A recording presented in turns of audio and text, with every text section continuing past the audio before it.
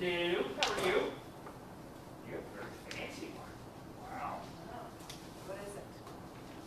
Wow.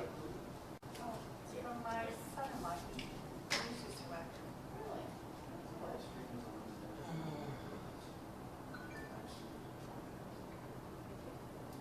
As of now? Thank you. Do I need to take this personally that I didn't get a mic? You're gonna need one. Yeah, I probably don't. You want mine? I'll share. There. Yeah, So I don't need a mic. we figured that you're closest to the microphone. Okay, so that's a mic there. That's the mic that'll catch it on the live stream.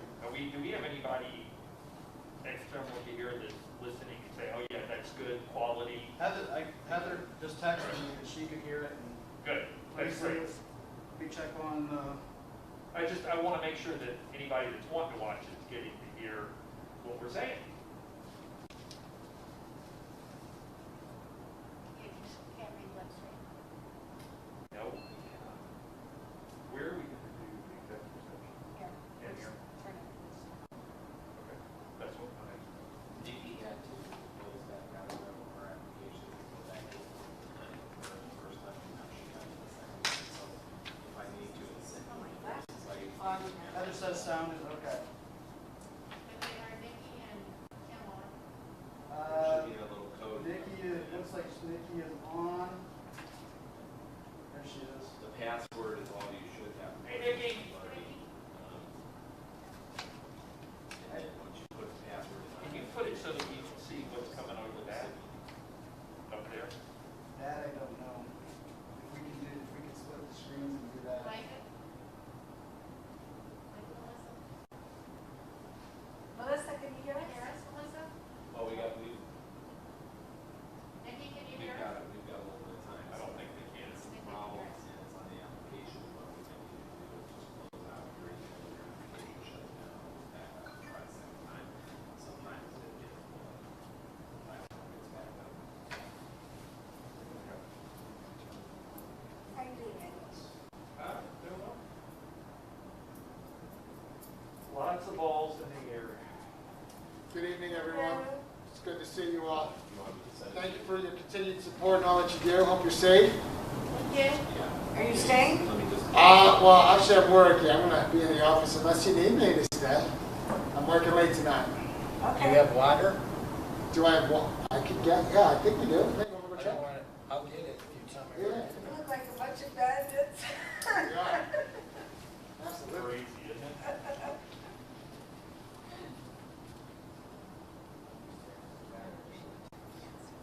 So my youngest one, my 11-year-old, has one of these too.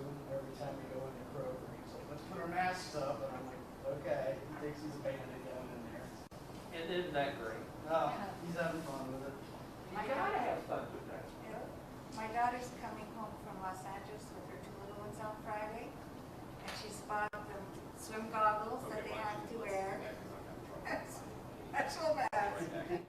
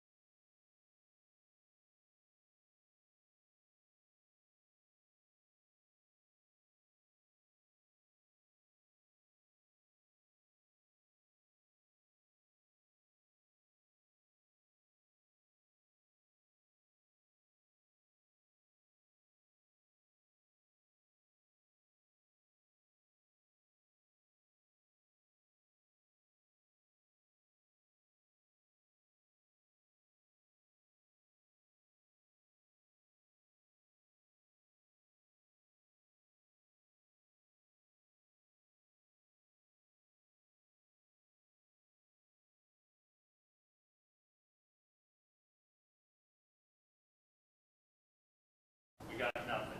These mics aren't picking up. Well, I think the problem is this mic's not picking up what we're saying, because that's feeding that. But my question is it because he's on the phone, or is it because he's there? All right, Because he's on the phone. Invite him right now. So once we get Kim on the phone, we'll work on, so they can hear us. We know we can hear them. So Kim's joining by phone, not by Zoom? Zoom, as far as I know, I don't know if she's having problems with her computer or. Right now.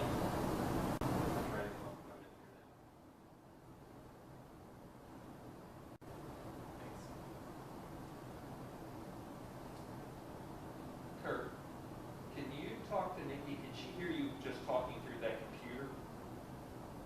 Nikki, you can hear me, can you? Okay. Yeah, she can hear me. Nikki can hear me. No. Is there any way to get that computer close to us when we talk, or?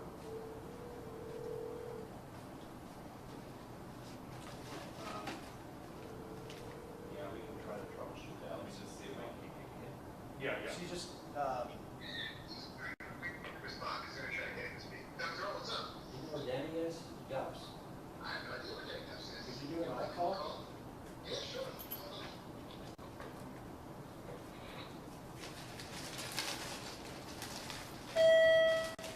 Mr. Young, if you are in the building, sir, we would require your assistance in the empty room.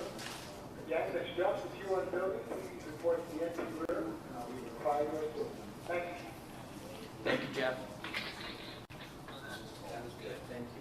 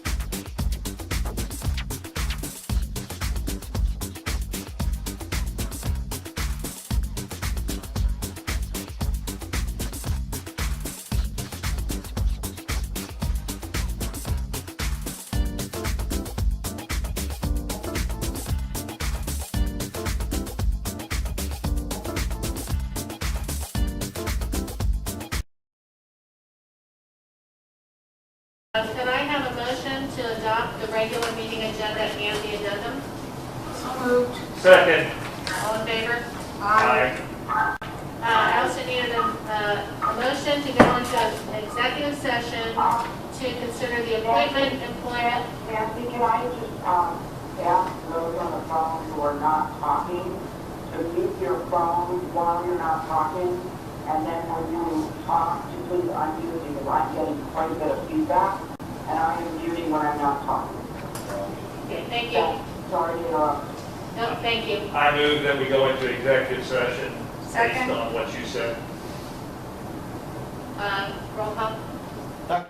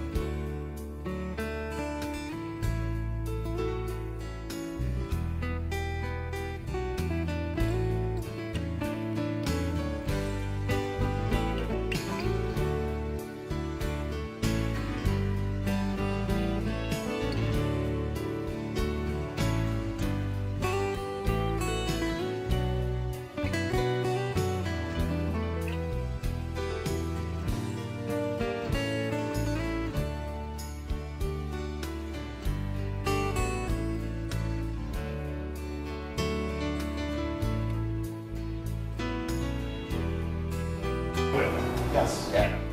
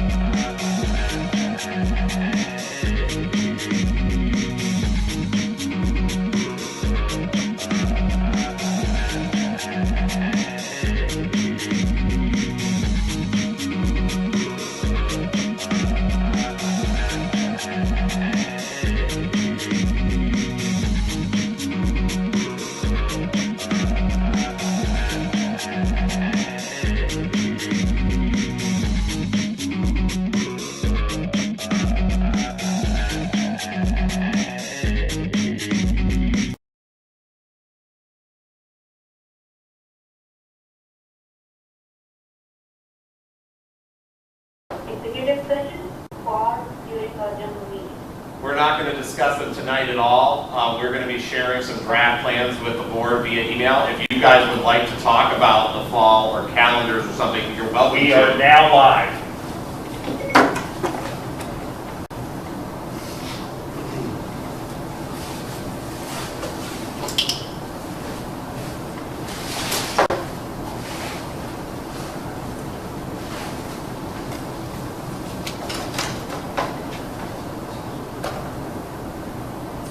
So those that are waiting on live stream, we're about 1 minute away, and we're waiting for one of the members to return.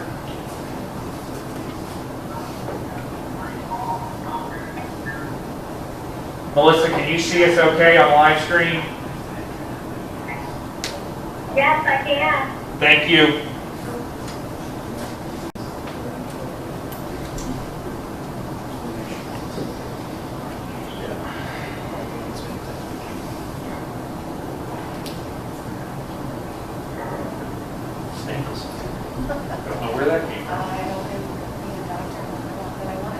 Oh, no, it's some sort of round thing.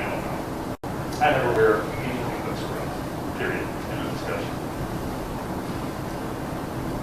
I have it for 20 years. Yeah, it's above you ever. I have it for 20 years. My husband still wears the white I have a white web coat, but I'm not wearing it. I think that if you're going to wear a white web coat, that's okay. Yeah, well, I think now. You can leave it open. All right. Okay. We're going to start with the Pledge of Allegiance. I pledge allegiance to the flag of the United States of America and to the republic for which it stands, one nation, under God, indivisible, with liberty, and justice for all. Okay, welcome everyone to this meeting that is partly on Zoom and partly live. Correspondence, recognition, and announcements, Mr. Konecki. Welcome everybody. I wanted to start off tonight by congratulating all of our students and staff on concluding another wonderful academic year, albeit an atypical ending as of this Friday. All of our students will be done with their academics and distance learning will cease temporarily. We want to especially thank the class of 2020 and congratulate them.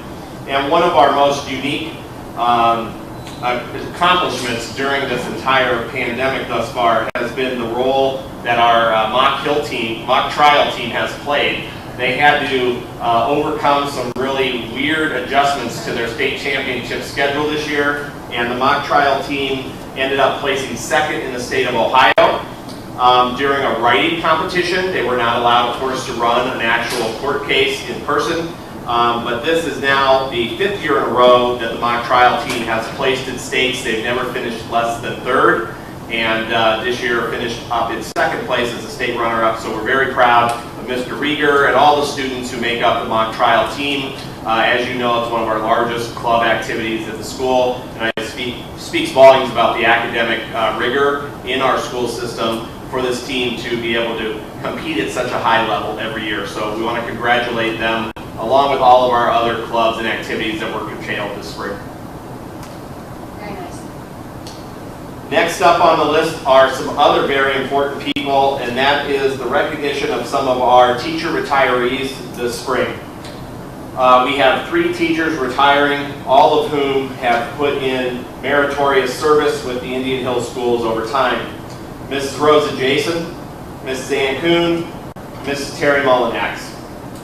Rosa Jason is a 2nd grade teacher at Indian Hill Primary and has been here since 1992. For 28 years, she has helped others with activities. She has mentored countless teachers. She's been a leader of our Courageous Conversations. And most recently, she dove into distance learning and online professional development to help her team deliver to our students during the pandemic in the best way possible, and was a technology newcomer who became a role model. We really appreciate all the work of Rosa Jason over time, and I'll just go through the list here, and if anybody would like to jump in after, feel free. Ann Kuhn is our high school mathematics teacher and has been at Indian Hill High School since 1998. For the past 22 years, she's been a progressive education leader who's been willing to ask tough questions about pedagogy, school models, and who wants to have children to have a voice in their schools and be the center of decision making. She's been an advocate for her staff colleagues for years and a leader in this district, and we appreciate all Ann has done. Terry Mullinax is an intervention specialist at Indian Hill Elementary School, and since 1997 has been here. For the last 23 years, Terry has been an advocate for intellectual freedom of staff members, students' rights, and public school support issues.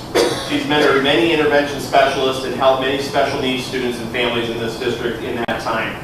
I just want to congratulate all 3 of these ladies and thank them for their leadership and their service to Indian Hill and this school community. Again, this is an atypical goodbye. It's not a goodbye forever. We would really appreciate everything they've done for us and want to congratulate all of them on their retirement.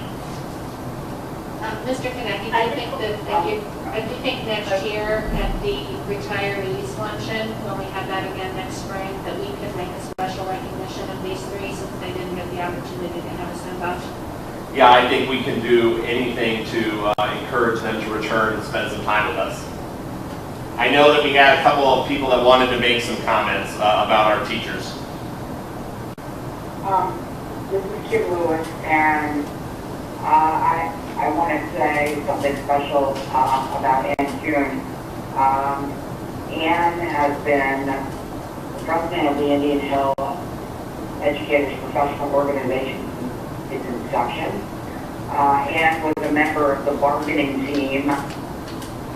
Prior to that, when we were with OEA, Ann and I have been in negotiations on teachers' contracts for many, many cycles. And without Ann's leadership and courage during very, very difficult times, we as a school district would not be where we are today. And she has been a phenomenal leader. She is a wonderful person and a good friend.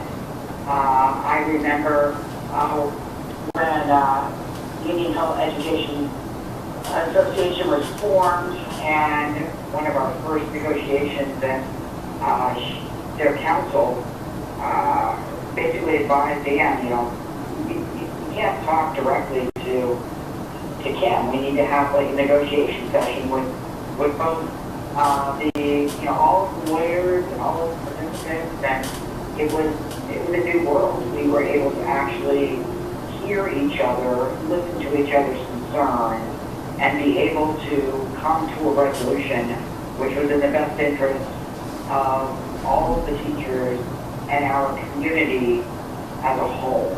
And I can't thank Ann enough for her courage, her strength, and her leadership over the last number of years. And I know that I wouldn't be here today still on the board if it wasn't for Ann here. So I personally want to thank Ann for all that she's done for the school district and for me personally. I would echo that. I think Ann was amazing. She's made the school, as I say to anybody that's retiring, if you leave a place and it's better off than when you came, you succeeded. Ann can certainly do that, as can the other two. My kids had all of these people, and they were excellent educators, which is their first job, but Ann did a second job amazingly well, and her goal always was the students first, and I just really do appreciate that. Can I just want to add for Anne too, because both my kids had Anne, and she has really impacted my kids. She has been such an amazing mentor for so many of the students. She has taught kids not to be scared of math, which a lot of kids do get scared of. She has really taught kids how to love the subject and enjoy it. Her kids have moved out of the district, but they always remember her advice. I can say this from my personal experience, because when my son went out and he stuck with a problem, and he said, when I was not getting anywhere, I remember what the school told me, that there's not always a shortcut. You always have stuff that you have to solve every step of that equation to get to the final answer. He said, after moving out from Indian Hill for 3 years, he still remember her. So that tells a lot about the teacher. She's a phenomenal teacher and someone that our grades are going to miss. And we have all the wonderful teachers. Every teacher that we have, they are very nice. They do care for our kids. But she was by far the best that we have. And I think we are just going to miss her a lot. We're really going to miss her. It's hard to find a replacement of Andrew. It's Elizabeth Johnston. I have to say that we owe, as a board, a lot to Ann Kuhn. She truly made the district what it is, and I concur with Eddie. If you leave the place better than when you got here, you succeeded. But I'd also like to give a shout out to Rosa Jason, because she is one of those exemplary teachers who won't accept failure as an option. As much as some teachers will give up on kids, she will champion the underdog, and she will bring out the best in every single child. There's no child left behind with Rosa Jason, and I am really sorry that she's going to be gone, because I would have loved my grandchildren to have her. Thank you.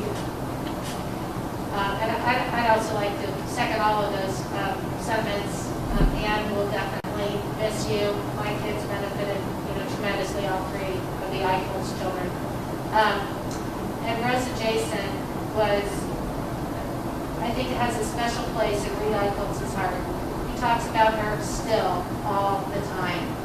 A the impression she made on him, she's so caring, and she's so poised and so wise. To me, Rose adjacent is exactly what an elementary school or primary school teacher should be. Her gentleness and her patience and her investment in every student, like Elizabeth said, they just don't make like that. You know, she is really a special human being, and I really hope that all three of these women will not be strangers. We want to see them back as much as possible. So it is not goodbye. It is just see you later. Yeah.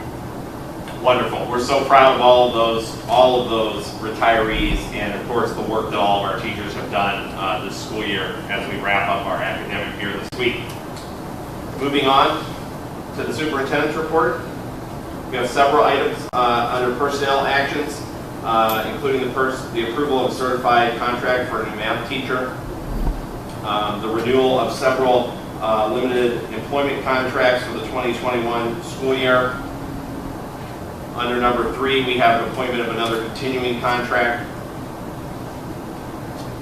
Under number 4, retirements and resignations. We have one this evening. Number 5, we have the approval of new administrative contracts for transition days for our new athletic administrator, Mr. Phelps. Under number 6, we have the approval of substitutes. These are our approvals for our bus drivers and our transportation department for the upcoming school year.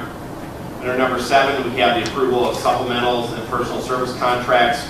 These will be the professionals that will be helping us do professional development and interventions throughout the summer months this year, which will be an expanded program at Indian Hill this summer to provide help to our students and to prepare our staff for online and distance learning course development.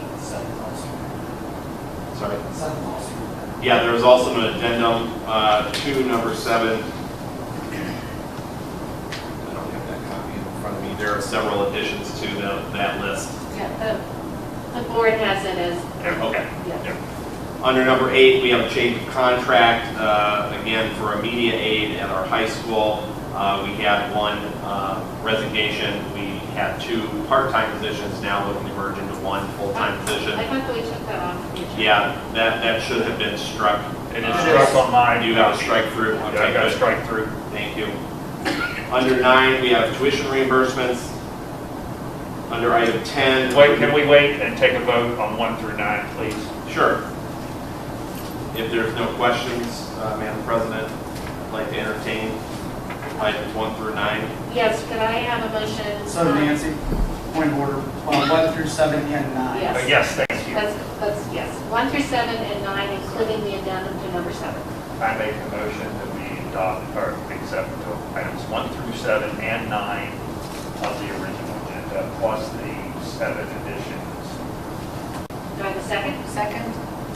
Roll call, please, Mr. Davis. Dr. Hooker, Aye. Mrs. Johnston, Aye. Mrs. Lewis. Can she vote? We've Okay, asked. I didn't know, I'm asking. Yeah. Kim, Yeah. can you vote? I. Leah, Okay. Kim, She said aye. Mrs. Singh, What? You say aye, Nikki? Aye. Sorry, Yes. it's hard to hear. Mrs. Eichholz, aye. Then Nancy, we would also need an approval for item 10 for the renewal of a limited contract. Could I have a motion to approve number 10, limited contract on Anthony Arcuri? So moved. Second? Roll call, please. Dr. Hooker, Aye. Mrs. Johnston, Aye. Mrs. Lewis, No. Mrs. Singh, Aye. Mrs. Eichholz. Aye. Thank you. All right. Can we move on to the treasurer's report? Mr. Davis? My treasurer's report is the shortest treasurer's report I've ever given in Indian Hill School District. It consists of A, B, and C. A is the 28th of April minutes for the regular meeting. Item B is for the financial reports for month ending April 30th, 2020. And item C is an annual approval of our special programs. These are all federally funded programs, items 1 through 6. Any questions? Could I have a motion to accept items A, B, and C, 1 through 6? I move we accept A, B, and C 1 through 6. Second. Roll call. Mrs. Johnston? Aye. Dr. Hooker? Aye. Mrs. Lewis? Aye. Mrs. Singh? Aye. Mrs. Eicheltz? Aye. Thank you. Thank you. Item 9, board members, is our Neolacy policy update. This is the second reading of items A through L, and I would seek your approval of those at this time. I just have a clarification on item J with the graduation requirements. Are these graduation requirements, are these across the board state changes, or are these COVID-related allowances? Great question. These would be state changes moving forward for future graduating classes to incorporate our use of diploma seals and the different pathways that we've developed under the new Ohio laws. Okay, so there's nothing now currently in Neola about COVID changes that's temporary, and that was by the state legislature? All the temporary waivers for graduation for the class of 2020 and any waivers for the class of 21, we have already voted on with our COVID resolution at the last board meeting, and we're covered for this year's class. Okay, great. I just wanted to clarify the difference. Yep. There. Do we have any questions or discussion from the rest of the board? No? Well done. I just want to make a comment on it. So as Dr.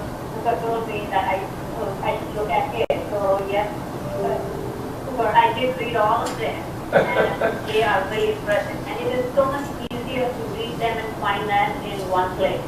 And I really applaud all of you for putting this together. I was really impressed after reading it. Yeah. But it's not that we put it together, we hired the right company that puts it together. Exactly. Yeah, we're not sitting around doing this. We literally had policies that were 10 years old the last time we revised it. That will never happen again. And we had a notebook that nobody would have been able to touch in the COVID crisis. Yeah, so these are so easy to read and easy to find on the website, and I really applaud you all for getting this together.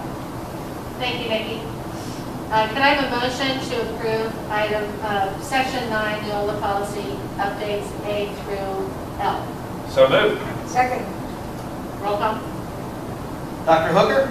Aye. Mrs. Johnston? Aye. Mrs. Lewis? Aye. Mrs. Singh?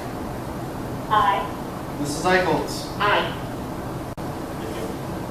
Moving on to other business by the board, operations committee minutes, finance committee minutes, which include the 5-year forecast presentation, which you all have, personnel committee minutes. Should we go ahead and vote on those 3? But I just want to make a comment publicly that the finance committee, the operations committee, I'm sorry, we had to basically defer all this maintenance. This is not a good thing. We had no choice but to do it with all the financial cuts, but it is a bad, bad thing to defer this stuff. It's going to be more expensive when we get to it, but we had no choice. So we cut everything that could be cut at all and pushed it, as someone said, kick the can down the road. The problem is the can's going to be bigger and more expensive to lift up later, but we had to do it. So, like Dr. Hooker said, the move to strip down the capital plan is simply a cash conservation mode. It is not a permanent reduction of expenses going forward. Eventually, we will have to ramp that back up. This year, we talked about technology being of utmost importance during the COVID crisis. That is a bulk of the capital plan. There's $200,000 in there for the 10 buses that we've purchased over the last 5 years. And then there's also a small purchase for the transportation department that's become necessary because so many of our buses are now using diesel fuel. All in all, the We feel that the capital plan's been stripped as bare as we can. We are deferring new buses, and we know the struggle we had to replace that fleet. We're deferring all furniture, all carpet, all things that we've been trying to get caught up with the lack of funding over the years. We're not doing any roofs. We're not doing any parking lots. All of the things that don't go necessarily to the education of our students but have to be done because we have such a large capital footprint. Those have all been deferred to future years. And we had leaks in the ceilings in the buildings, so we're going to have emergency repairs. But this is why this is going to cost us more in the long run, but we have no choice. Was there any more about the capital plan? So I have nothing else. It was a first reading, so we'll have the second reading in June, which we'll take a vote on at that point. Unless there's any questions or any more comments, we can move on from the capital plan. Okay. Finance Committee met and talked about the 5-year forecast. I've heard the presentation from Mr. Davis. Would you like to discuss that? Yes, so I put on your desk each a copy of my prior forecast in November and the current forecast as presented. For Mrs. Singh and Mrs. Lewis, I sent you a copy earlier via email of both of those items. This will be, what's that? I said I do have that one. Okay, all right. So this will be the most unusual 5-year forecast presentation I've ever delivered. One, because I'm doing it in a mask, and two, because we actually have things to talk about in this one. Lots of changes, lots of unknowns. Typically, as we go through this presentation, it's a lot of the same numbers from the prior year, which is a good thing because that means we're doing the 5-year forecast correctly. If we have a lot of changes each time we do it, that means I'm missing numbers and not doing my job correctly. So on this one, the theme, like I said, is going to be changes and unknowns. So if we want to start in line 101, the one unknown we have with general property tax, as we all know, it acts in reverse of what happens when our property values go up. At this time, the concern is going to be if this recession that we're almost in now lasts over a period of time, that home values could go down. Currently, the market in Cincinnati remains relatively strong. Inventory is not as weak at this point, but contracts are still being made. Hopefully, once we move through the COVID crisis, that inventory will come up, and with low interest and borrowing rates, people will continue to buy, and property values will remain strong. I did make a minor adjustment to that line. I did decrease the amount of new construction that we'll have, which lowered some of our revenue on that line, and I also lowered some of the estimates that I had some slight upticks in. I moved those closer to zero. There's one thing that I didn't put in the forecast that we're going to talk about, and those are delinquencies. As we went through the Great Recession in 2008, all school districts faced more delinquencies than they had in the past, simply because people didn't have the money to pay their mortgage and subsequently pay their property taxes. As far as I'm concerned, looking at the 5-year forecast, that's typically income that's deferred down the road because those do eventually get paid at some point. So I did not move my 5-year forecast for those. I can't predict if there are going to be any of those. That's just something we're going to take a look at as those property taxes come in July. One other thing that we do know about July, the property tax due date was moved back 30 days. So it'll take it a little longer for us to collect this year. It'll be a cash flow issue. It won't be an actual negative on the forecast. Somebody that's on a telephone, can you mute, please? We're getting some feedback coming over a telephone. Thanks.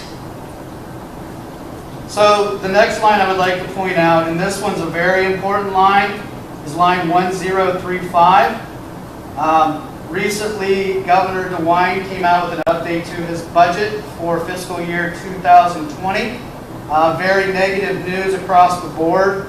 I believe there was about $700 million in cuts. $300 million was school district related. Another 55 was called it other school items. We don't know exactly what those are, but it won't be out of our funding mechanism, the foundation method. What we do know is we lost $621,000 in fiscal year 2020. Yeah, where is that reflected though? I don't So see that. give me a second. I'll get through that. So what we also know is that the budget department is telling us that we will expect an additional at least $621,000 in fiscal year 2021.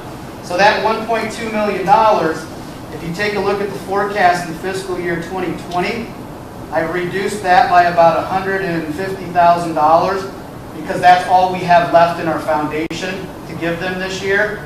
And what they're telling me right now is that they'll defer to 2021 and take the money out then.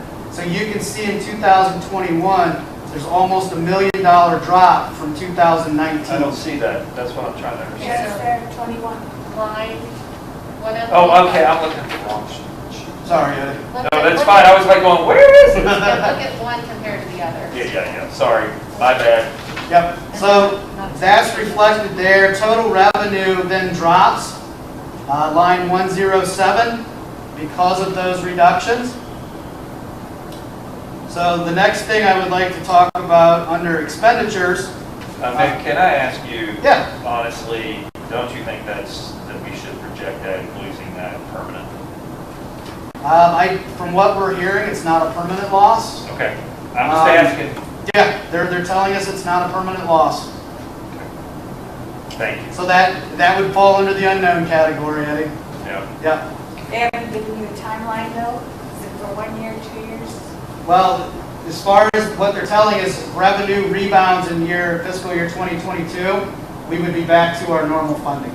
Thank you. So that's actually driven on the state's revenue. Okay, Right. thank you. Yeah, and that's mostly a lot of that, Elizabeth, is sales tax, and nobody's buying anything for the last 2 months. So that's why they're so far behind on the Okay. budget projections. Makes sense. So. Any other questions under revenue? Under expenditures, under line 3.02, the adjustment I've made there, we had a very good year with our health insurance, and we also, you'll notice on the prior 5-year forecast I did, I had 7.7 million. The new one is 7.4 million. Like I said, we did much better on the health insurance, and we also got a rebate from BWC, workers' comp, that makes up most of that 300,000. So that's what gave us that very good year there. I did add a little bit going forward to my annual projection. I had about 7 to 8% annual renewal for health insurance. I bumped that up to 9.5% moving forward on average. As far as this year goes, the projections are very odd because right now we had a significant period with no elective surgeries. So we didn't have a lot of claims through March and April. We don't know how long it's going to take that system to ramp back up, so the people who needed things done in March and April are going to be getting those done in May. The people who were scheduled for May, we don't know how long that will take to catch up, so we might have a good year this year. We just don't know. Another one of those unknowns. The projection that I'm hearing at the hospital level is that it will take a year to get back all these elective surgeries. A year. Because just with OR scheduling time, there just won't be enough time. That seems crazy, but wow. I can see that. Yeah, that another one. Is that what counts for the $300,000 drop? That and a workers' comp refund we got. That's great. Yep. Did we do something to try to educate our employees to try to prevent workman's comp injuries, or where are most of our workman's comp injuries? Is it in teachers? Is it in? Typically, it's in transportation. Okay. They get up off of buses and have injuries with ankles and things like that. Occasionally, we'll have a teacher that gets injured, but we have very few claims each year. I think we had a baseball game or softball game. Yes. It became quite expensive. It was wiffle ball. Who gets hurt in wiffle ball? I don't know. Okay, thank you. I just was curious. We have been doing a lot more training with our transportation. Well, I think I want to compliment you all as an administration. If that's what you did, there obviously was a good effect, so thank you. That's money well spent doing those kind of things. So then the final thing I wanted to talk about under expenses, you'll see in line 3.05 that for fiscal year 2021, that's that capital plan we talked about, that reduction. I gave us a budget of $650,000. That covers the capital plan plus any incidentals. I think there's some Home of the Braves payments that need to be made yet. And then I did for fiscal year 2022, looking forward, I did the same thing with the capital plan, knowing again that that's cash conservation. Those aren't long-term sustainable items we can do over time. And Mick, I do want to bring to everyone's attention that you've done an excellent job during this pandemic to reduce costs, such as taking insurance off the buses and other things. And have you accounted for those savings that are, they're pretty significant, and we thank you for that foresight? I have. What I do each year is I go through what we've done up until April 30th in our purchase services and materials and supplies. And then I go through each of the purchase orders that are remaining to try to come up with an estimate of the number that I believe we're going to spend through May and June. And that's how I determine that number on the purchase service and materials line. Nick, two questions.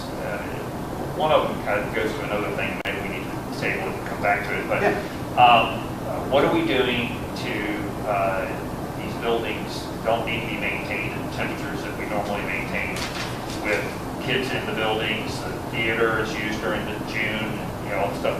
I assume that we have some plan of trying to take temperatures up to as high as we can take them without damaging and bring computers. Is that correct? We do. We already have our facilities director working on that. During the actual pandemic itself, as you walk through the buildings, they're almost completely dark. You'll notice that they're cold. Sometimes when it's cold outside, they're warm when it's hot outside. We've done a very good job of making sure we get those shut down. Mrs. Johnson already mentioned the buses that we took the insurance off those, except for if they get struck by lightning sitting in the parking lot, then they're still insured for that. Yeah. But we've put signs on the steering wheel that said this vehicle is not insured, do not drive. What about and maybe this needs to come up in a different part, but what about the energy savings things that we were going to do, and we were working on all that, and where are we with all of that? So, again, one of those things that got, we were right in the middle of it as COVID came. We were actually preparing to have the companies come in over spring break to do their walkthroughs. The buildings were shut down at that time. As the buildings have started to become more accessible, we did bring those companies in the first week of May. They are now preparing their bids for us. Okay. And we'll hope to have those in June, ready for the June board. Thank you. Yep. Sorry, I knew that. I knew something happened to it, and I was just curious. Thank you. And what that will do, that won't have an actual effect on the 5-year forecast as far as, if you remember, we'll have a reduction in one line, and then our expenditure is paying out for those capital items. But the idea is that hopefully that will help us with that capital outlay section, as well as if any future bond initiative that we have, that will help reduce that as well. Yep. Thank you, sir. Yep. So then, as we go down, the last line we'd like to take a look at is line 7.02, cash balance. That has been adjusted moving forward. You can see that through fiscal year 2022, we have just slightly over $11 million left in cash. That's about 107 days of operating cash. As we move forward into fiscal year 2023, provided there's no changes to this, that equals about 73 days of operating cash. There is one additional item that I haven't included in the forecast, There's an opportunity for the district for operational savings in the amount of about $300,000, a little bit over per year. What that would do is that would start in fiscal year 2021 and essentially add $300,000 back into that cash balance each year. So at the end of the 5-year forecast in year 4, that's over $1.2 million we would put back towards that final cash balance. Right. Some of the other unknowns we talk about as we look at that school year 2021, we've talked about the models. What we call Model A is simply that all of our kids come back on campus day 1 and we go back to traditional school the way everything was. That model is probably the least likely of our 3 models to happen, at least at the beginning of school. In that model, I wouldn't predict any changes from any operational issues we have, other than we'd have to start buying PPE. And some of that can be funded through federal programs such as the CARES Act. Item B creates a much more longer list of unknowns. How are we going to deliver that education? How often can we have kids on campus? One of the things we look at significantly is what that will do for transportation. We have a finite number of buses, so that's going to limit potentially how many kids we can transport in a day at a time. We may have to switch to a shift schedule for transportation. So those are some of the unknowns we're looking at this point. We are hoping that there won't be any additional need for an investment in technology past what the capital plan has already initiated. Is there any other things that I'm missing, Kirk, Mark, that you can think of in Plan B that are unknowns at this point? No, I think that's all. Okay. So Plan C would be a model where on day 1 we're all distance learning like we were this spring.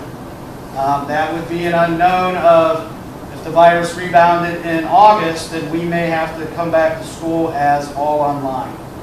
Some of the unknowns with that one, we'd have to look at supplementals. We would probably have to look at supplementals for Plan B as well. Such things as sports, we don't know how those are going to look in the fall. Some of these models, if we were to do Plan C, we'd have to take a look and see if we would be able to deliver French Club, for example. So we're going to be taking a look at those things as we move along. Plan C would also having us take a look at some other personnel issues not related to the teaching staff. Model C would mean that we would be without transportation again for a period of time. So there's a lot of unknowns that we can't predict at this point. Some are cost savings, some are going to be cost producing. So I just try to, as we look at this forecast, just talk about all those unknowns and all of those changes that we're looking at moving forward. Are there any questions? Yeah. My question to you with respect to supplemental is I know that, in various board meetings over the last several months we've voted on supplementals, and I'm sure many of them have been with respect to fall activities, including, fall sports, etc. To the extent that things will not get back to normal and that would be something that we would not have, would we be able to address those supplementals in a cost savings measure, even though we took a vote to approve the supplemental contract? So at this point, we have not voted on any of those next year supplementals. The supplementals we voted on tonight were for summer school that we are going to use to help kids who may have had some difficulty with their online education this spring. We want to make sure that they're ready, grade level ready next fall. That's what the items we voted on tonight. As far as supplementals go, our plan is we're going to wait until, as long as we can, to vote on those fall supplementals until we get a clearer picture of what next school year looks like. Another thing we may do is we may add some more protection for the district within those contracts. Talking about if the season's canceled halfway through, it might give us some recourse to be able to collect not pay some of those supplementals. Okay, thank you for clarifying. Yep. And I think we'll get a lot better definition, as Nancy said earlier, when we get stuff from the state. I mean, I think we are a state-controlled organization, and you're going to have to follow what they say we're going to have to do. And I think we'll have a lot better definition by the June meeting. One valuable lesson we learned as an administrative team during the process of going into the spring, when that happened, we were planning far ahead of our peers on what we were going to do in case school was shut down. And what we were finding is we would create a plan, and then some news would come out, and we would have to, sort of change that plan on the fly. And I think coming through that, learning that lesson, I think that's going to be very valuable for this period going forward. On a conversation today, it was interesting that we had a discussion. Some of our peers have said that they haven't even talked about next year yet. They're focusing on closing out school year 2020, and that's all they have their mind on, and haven't even started talking about next school year. So, that's one thing that, we're really looking at, and not just from a financial perspective, but how do we deliver education best possible. And I just want to say that, the three of you, Melissa, all the rest of the administrators and the building staff and teachers, how impressive that was. From the outside, it looked seamless. I know it wasn't. And I know you had a lot of long days, late nights, and everything else, but it appeared seamless. No one panicked. I don't think that you ever presented it in a way that would have caused panic or concern among our families. We were ahead of the curve. And I think that because you did that, we can be responsive instead of reactive going forward. And I can't tell you how much we all as a community really, really appreciate what you did, because you didn't have a rule book for this. There was no instruction for this. Well, we appreciate the board's flexibility in working with us to do that as well. And of course, all of our teachers for their leadership in this time. They've done a lot of work to make it happen. Yeah. It was clear that we have really good team players in this district. Thank you. Any other questions about those? I appreciate both hard work on this.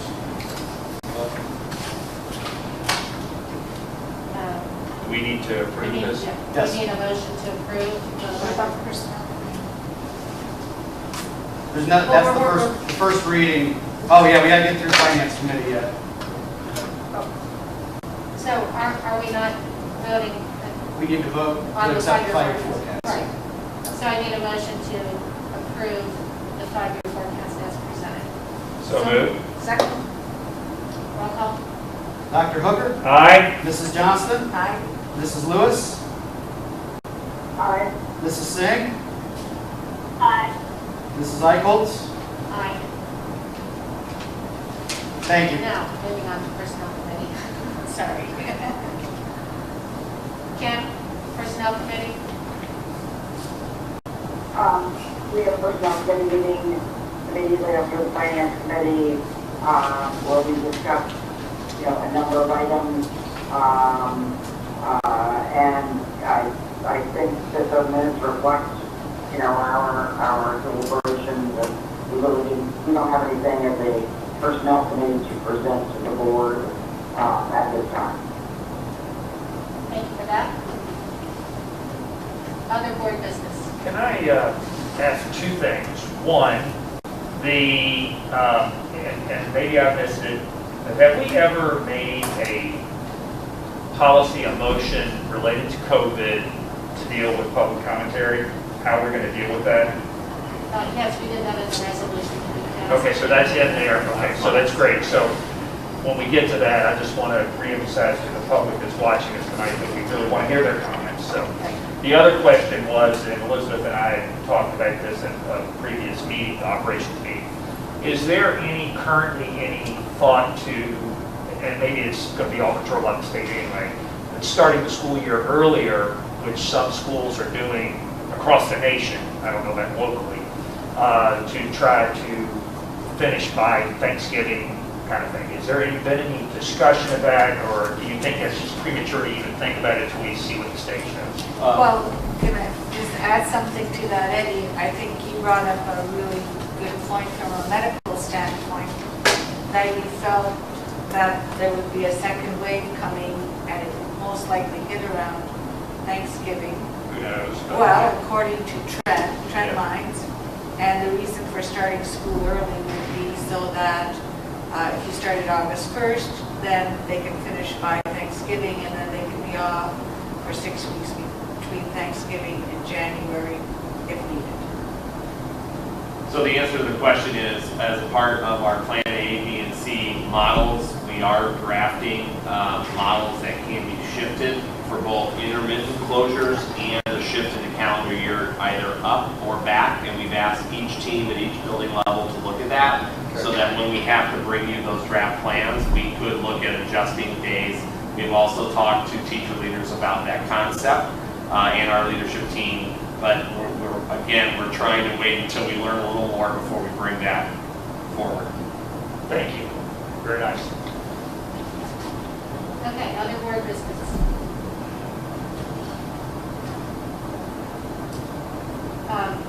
Well, one thing we do need to address and have a discussion about is back in April, we decided to take a pause on moving forward with the resolution from the auditor.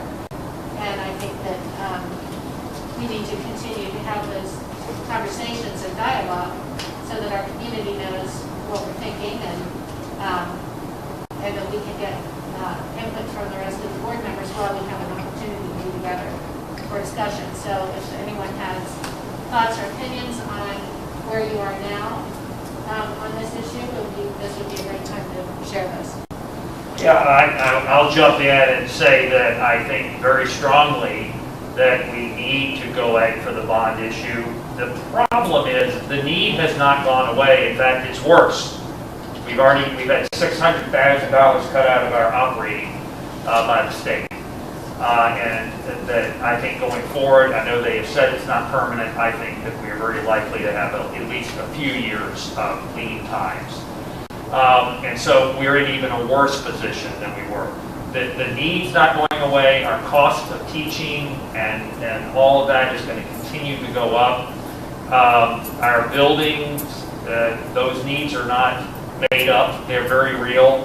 We had water pouring in the roof of the middle school in the last 2 days, okay? That building needs to be replaced. And to me, it is unfair to the community not to put this on the ballot. And the reason I say that is if we don't, we're going to have to do severe programmatic cuts. And I think the people in the community need to decide, not the board, what kind of school they want. Do they want a school that's cut down? Because that's what's going to happen. That's not a threat, that is just a reality. There has got to be enough money to pay all the salaries. So, to me, it's about us responding and giving the community the right to make the decision of what kind of school they can afford and want to afford. So I think we need to go out for it, and we need to let the community decide. We need to educate the community about the need. We already decided that. And I personally believe, having done some small straw polls just among people I know, and which is a really bad way to study anything, is that a lot of people are very supportive still. And they're like, yeah, we get it. We get it. You don't have to convince me. And I said, I can't convince you. I'm on the board. I have to let someone else convince you. But I can show you data. And once I show the data, they're like, well, why wouldn't you go out? You have to. You owe it to us as a community. That's my feeling. I can go second. I just want to remind everyone that we voted to put the levy on the ballot in November. This is a process that has gone on for 2 years, and the culmination was 2 committees that gave us unanimous feedback that it had to be done. So we as the board and community leaders have recognized the need for us not to put it on the ballot, I would put it a different way. We are depriving people of the right to say something. Because we're making a decision. The decision shouldn't be ours, and the only way we can let the community make the decision is by putting it on the ballot. And it's important that it goes on the November ballot, mainly because this is a presidential election, and you get the most people in the community out to express their opinion during this time. So that is what we want. We want to hear from everyone in the community. If you postpone it, there's two things that are going to happen. You're not going to get as good a representation of opinion, and we may find ourselves in difficulty financially. So I don't think we should be vacillating about this and using this COVID as a knee-jerk reaction. Oh my God, what's going to happen? We've already established the need. That hasn't changed. We are long-term planning for the future for 35 years, not for the next 6 months. So my opinion is there's no choice but to put it on the ballot. This is Kim. I'm going to start with, I don't believe that that it's a knee-jerk reaction to be in the process of reassessing. Life has changed dramatically for everyone in this country and in our community. And I think stepping back and taking a breath was the absolute right thing to do. I personally do not believe that at this time, when states are gradually, and I mean very gradually, reopening, and the health and economic impacts of COVID-19 are yet to be known, that I am not prepared at this time to put something on the ballot in November.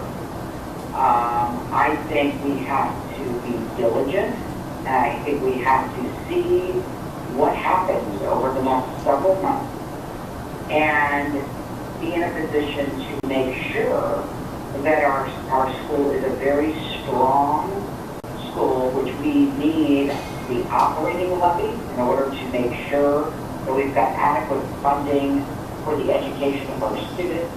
And on the bond issuance, we obviously need to also make sure that the buildings are strong. But I think we are not in a strong position moving forward on the November ballot at this time. And things might change dramatically over the next few months. They certainly, our worlds were all changed in the middle of March, and none of us knew that it was going to come, and none of us expected it to be as dramatic as it has been. And I just think that to rush into something without recognizing the significant impact that COVID-19 has had on our community as a whole is something that I am not prepared to go to. And I don't believe it's a knee-jerk reaction. It is that I believe that, you know, that's my reaction, and maybe you believe that that's a knee-jerk reaction, but I think that I personally feel that I want to reassess it as time goes on, but I am personally not prepared to move forward with the bond issuance or the operating levy at this time for the November ballot. Nikki? So, my thoughts were finished. I believe, the first I would say is I am in full support of this levy and bond. And I really want this levy to start successfully whenever we bring it on back. I want a full community to be strong, and I really want it to be the best in the country that is following it. And that's the reason why I said yes when we all met in March, because I believe in it. But right now, the situation we are in, the things have drastically changed in these last 2 to 3 months. And we are in a global pandemic. which does not happen every day, and I just hope that it never happens again. So with too many things and the life has been disturbed, and I really hope that this will get better soon. We get some vaccine or some kind of a treatment soon, and we'll be able to come out of it. But also, why I came to this decision is I have looked into our school finances, and based on the number, I don't think we will have to make any cuts for the next school year. The budget requirements for the levy was, if it did not pass, then the budget cuts that we're talking about would be school year of 2022. To my understanding, I might be wrong, but the budget that I am reading, I think we will be fine for next year without making any cuts. And I am not at all for cutting any programs, laying off any teachers. I do not support that. I want everyone to be here and continuing what we are doing. I think the teachers, the administrators have done a phenomenal job this year, and I want that to continue. So if we put ourselves in this bond and levy now, I think the thing that's going to happen first is an administrative team who needs to put their 110% in this new model, because our kids, it will be new for our kids, and it will be new for the teachers, and they will need all that support. So I think the administrative team, I would rather have them taking care of our kids versus answering questions of parents about bond and levy. See, as a board, we have always said that we are in this together. We are like a big brave family. So, with that, I feel that a brave family will understand why we are taking a pause and why we are pushing it till May. And when we come back in May, I am sure they will understand and they will come back strong with us and get this levy done. I have a strong feeling, and I'm not just talking with strong feeling. I have done some due diligence at my end. I have reached out to several parents who represent different parts of our school district. So not necessarily everyone from the Indian village. I have reached out to people from Camden, from Kenwood, from Sim Township, and I have reached out to many parents.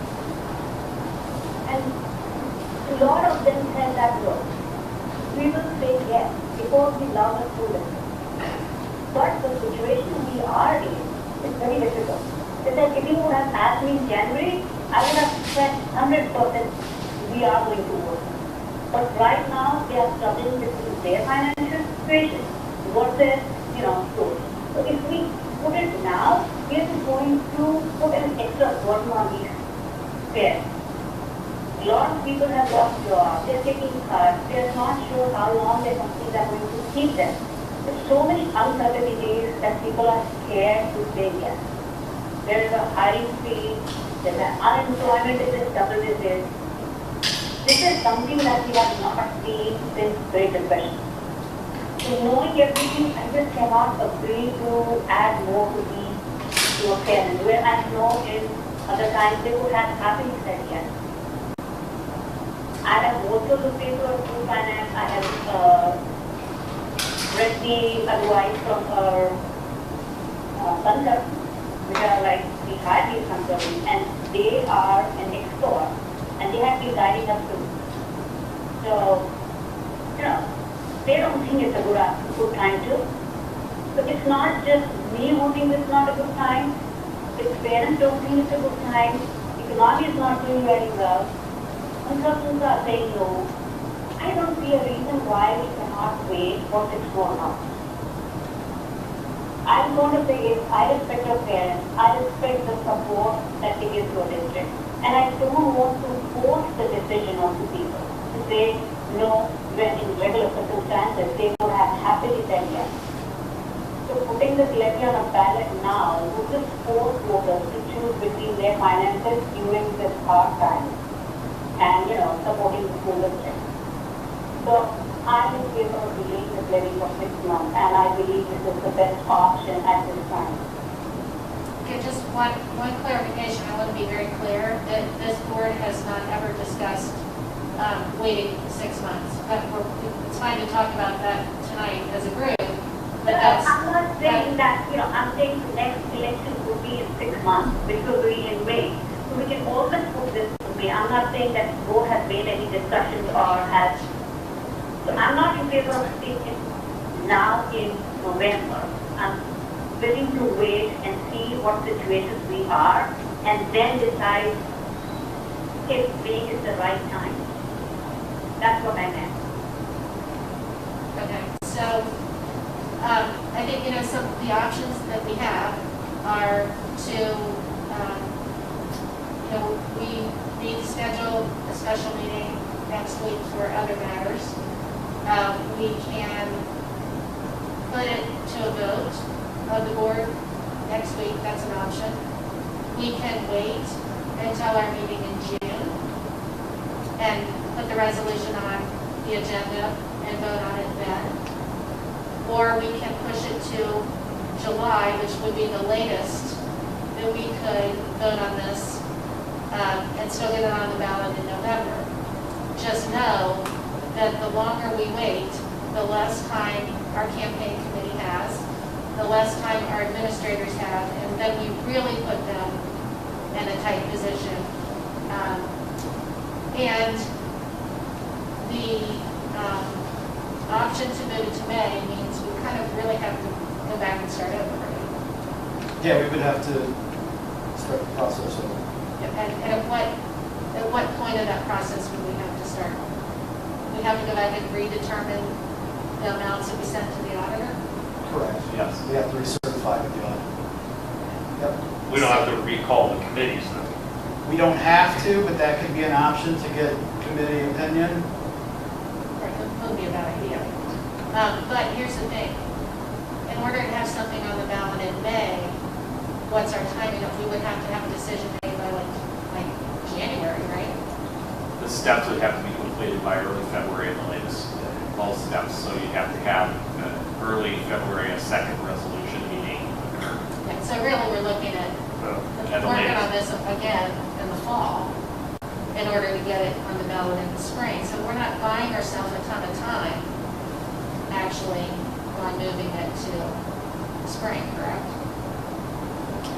Mick, if we were to put it on for the November election and it was passed, when would you actually see money from that? We would start collecting in January of 2021. Yep. And Nancy, what are your thoughts? I've talked to a lot of different people, and I've talked to financial experts who see a recovery coming already, and that we will be in recovery mode by the end of third quarter, beginning of fourth quarter. We will be seeing and feeling the effects of this, for the next couple of years in certain areas of the industry. So I think the concern about income and downturn of the economy, you can always use that as an objection. That objection will always be there. And we don't know that something else won't happen between now and next year. So I think, we're taking a huge risk by not moving forward with this. I believe that a presidential election, when you have a ton of people coming out, I do agree that that's the time to find out what people really think about this. I also recognize that without being able to be together and be out and about, it does put a lot of burden on the campaign committee and the people who have agreed to support this. It makes their job very difficult. I've actually talked to a couple of those people, and their response was that they will do whatever it takes, no matter when we do this. They are all in, and they'll make sure that they do everything they can to make sure that we pass this. However, they are concerned about November. for all the same reasons that everybody is concerned, but they also recognize that it was going to be a challenge anyway. And passing a levy is always a challenge. Is it necessarily a bigger challenge? Maybe. So I think, there's a lot of different opinions, and our task is to do the right thing for the school district and to be sure that the district has the funding that it needs to operate and to provide the best possible education and the safest environment for our children. And that's our job. I don't know that we can second guess how people will vote. I think we have to determine if we're going to have it on the ballot in November or not, so that we don't hold people up and we don't have people, campaign people wondering what they're doing. Yeah. Well, you can think of it as your other point. I obviously have a very strong opinion, but it seems that two of my colleagues have great reservation at this moment. I think that it would probably be more prudent to push this off till June, which is not my preference. But I think if possibly by June we see some better economic numbers, less concern, maybe even more positive stuff on treatment and diagnosis and prevention. I don't want to take a negative vote at this point, because we need 4 out of 5 to vote yes.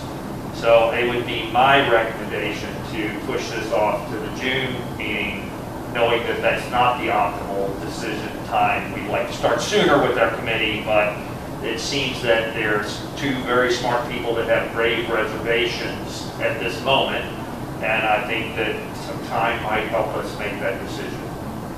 I appreciate that perspective, Eddie. And I'm concerned about waiting a little bit longer, but I'm not overly concerned about waiting a little bit longer. I think that we can make a better decision in June, and I would rather all be on board with this and feel good about it than to try to push it right now. So I'm in favor of. I think we all 5 are in favor of the bond and the levy. I think the question is November versus next May versus next November. I think that let's just take a deep breath. Let's wait until June. Let's maybe have further conversations. We can certainly have them at any time we're in a public forum with all 5 of us. We can have further conversations. But I think putting it off at this moment is probably a better idea. Elizabeth, when is our meeting in June? 23rd at this time at 7 o'clock. My only concern again is giving the committees, that's a big time difference, and it makes it a little difficult. And again, June 23rd, is that right? Sorry, I don't have it on my calendar. Elizabeth, I totally understand your concern, and I have the same one. Yeah, no, but right now we have 2 people that are very smart and are very concerned, and they're not willing to vote yes, so I think we have no choice but to put it off that far. Right. We can follow up on a couple of the dates and the timeline and get back to you based on what you guys want to do. Great. So then, given that we won't have this resolution on the ballot at that special meeting, would it be okay to do that meeting by Zoom? All of us, instead of, this was just challenging. We don't expect the change to the health orders, which are now a guidance tool. We don't expect those to change until the end of June on campus. And again, if you're all amenable to doing the special May meeting or the next meeting as a Zoom meeting, and we think that's more efficient for everyone, then we'll help set up whatever you prefer. Well, my only concern is the May meeting next week. I'm okay with it. Yeah. Okay. Yeah, I'm not talking about June. I think we probably still need to go live. Special meeting, Zoom is okay. June, we plan to be in person. Kim, Nikki, are you all okay with that? Yes, I am okay with it. Kim? situation. Obviously, if there's increased cases, I think we all have the right, from a health perspective, to make, the decisions that we need to make at that time. But yes, I'm fine with doing an in-person meeting.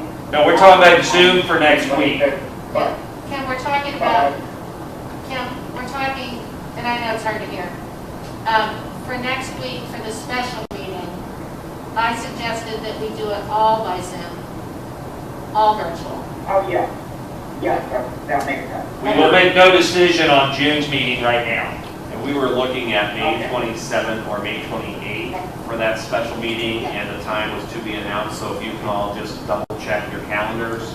I know I heard back from Eddie and Nancy that they were available, but if there's a particular time, maybe Nancy, we can talk about that.